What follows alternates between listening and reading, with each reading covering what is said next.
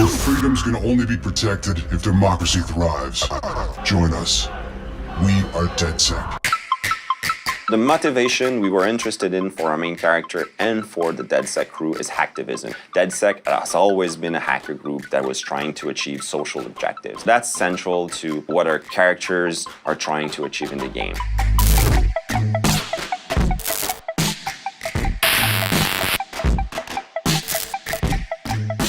Hacktivism is something very present in the hacker culture. They want to expose some information they're the only ones having access to. Each character, like Marcus, like Wrench, Satara, they all represent a way to question how things should be. In this world of hyper-technology where it's getting so complicated and it's really hard to keep pace and it's even harder to understand what's within technology, they are the only ones that can basically safeguard our daily lives, our security, our privacy. All the corporations that you can find in Watch Dogs 2 and in Watch Dogs in general are already existing in the world. There's nothing we invented. DedSec is there to expose questionable practices that they see happen in the system. You can tell that there's a completely new type of economy going on called information, and that becomes an interesting way to explore our relationship with technologies.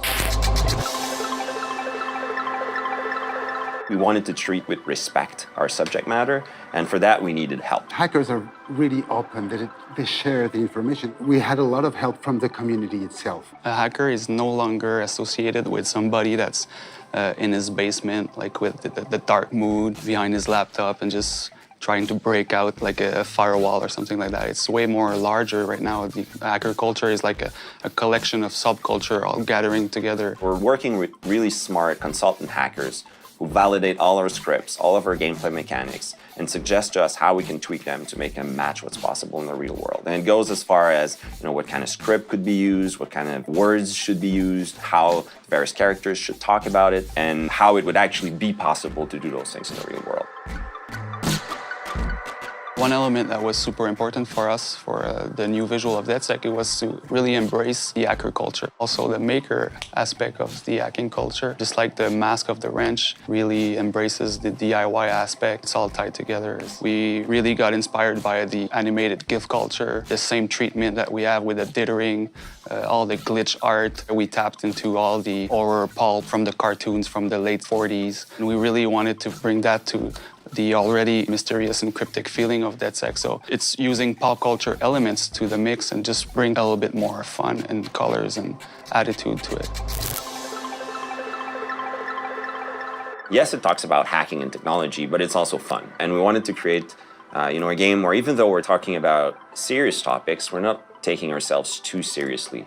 And that's a bit in the nature of the DedSec crew also. They always try to have fun, even though they're dealing with really dire situations. Hacking is all about this ability to think outside the box because you see the possibility that goes beyond the preconceived rules. It's about having ideas. When the player is going to grab the controller, the more he's going to understand how these things work, he's going to start having ideas. And that's what a hacker has, ideas on how to fix stuff, break stuff, or mess around with it.